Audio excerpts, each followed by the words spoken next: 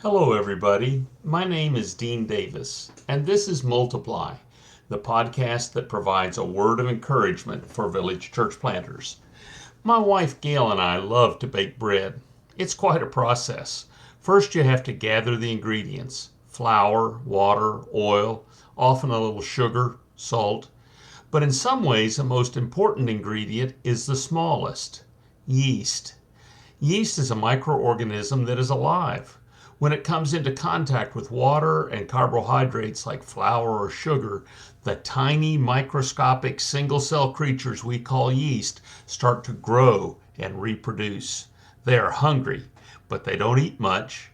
Even so, as they begin to digest tiny bits of flour and sugar, they give off carbon dioxide, the gas that causes bubbles to form in bread dough. As they grow, the multiplying yeast give off more and more carbon dioxide gas, so the bread dough begins to rise. What started out as a small ball of dough outgrows its bowl. Then we mash it and express a lot of the gas. But the yeast is not finished. It keeps giving off gas and makes the dough, the whole lump of dough, expand. When the yeasty bread dough is baked, it has beautiful bubbles inside, a wonderful aroma around it, and that nice texture that we love. As much as Gail and I like to prepare bread dough, we love to bake bread and to eat bread while it's still warm from the oven. The aroma of baking bread comes from the carbon dioxide the yeast produces.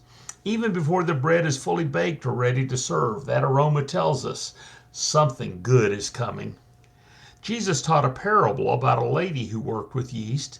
He said, "The kingdom of heaven is like yeast that a woman took and mixed into about 27 kilos of flour until it worked all through the dough."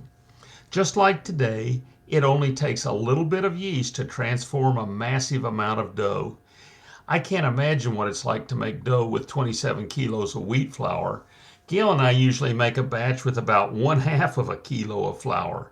27 kilos would make about 120 large loaves of bread. That's a big lump of dough. But the truth is, it only takes a tiny amount of yeast to transform a huge mass of dough. That is why Jesus said that the kingdom of heaven is like yeast. God's kingdom may look small and weak, even powerless, just like a tiny amount of yeast used to transform dough. But it only looks that way. Because of the power of multiplication, a little becomes a lot. Soon the whole big mass of dough is saturated with the yeasty goodness that those microorganisms produce. In the same way, Christians, members of the kingdom of heaven, often appear small and weak, a tiny part of the world's population, even a tiny part of a village. But the transforming power of the kingdom of heaven goes with us wherever we go, transforming, giving off a new aroma, the aroma of hope, making of that which is ordinary something wonderful. My brothers and sisters, never doubt the power of living yeast, and never ever doubt the power of the kingdom of heaven.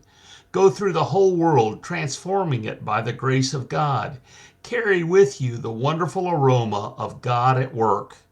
Don't be discouraged if your church is small. Like yeast, multiply. Multiply disciples, leaders, and churches. Go transform the whole world. This has been Multiply, and I'm Dean Davis asking, who will you share this encouraging word with today?